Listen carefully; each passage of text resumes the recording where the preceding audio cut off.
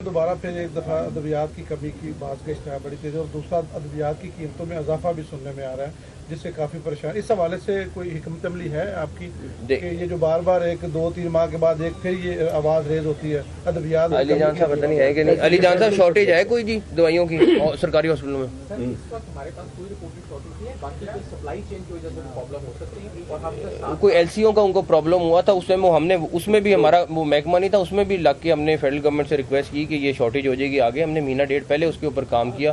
Plus pricing की बात देखें, एक तो फेडरल गवर्नमेंट है, दूसरा अगर रोटी 10 रुपए से 15 की हो गई है 20 की हो गई है तो देखिए अगर वो दवाई मैं ये नहीं कह रहा कि दवाइयाँ महंगी होनी चाहिए थी, लेकिन कहीं ना कहीं छोटा मोटा इम्पैक्ट ज़रूर आएगा। वो हमें मेंटली रेडी होना चाहिए उसके लिए। हालत ऐसी है कि वो वहाँ से तंदुरुस्त होएगा तो वो हड्डी जोड़ के लिए जरूर जाएगा।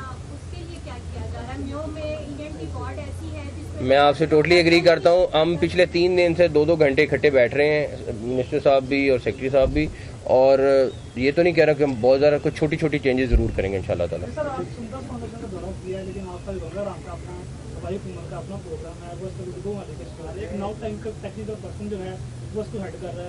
हम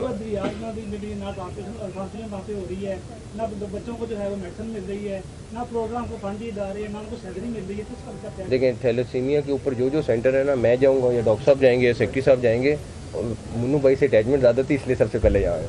सर आपने ऐलान किया था कि 4 माह का बजट निगरान हुकूमत पेश करेंगे, मतलब पुरसकूनी बजट होगा ना, बेशक 4 माह का ही होगा तो ये ऐसा बिल्कुल पुरसकून होगा। चलिए थैंक यू। थैलेसीमिया पे गवर्नमेंट ऑफ पंजाब का क्या है ताकि आम जो है इसकी वजह से ये आने का मकसद भी ये है और इसको हमने गवर्नर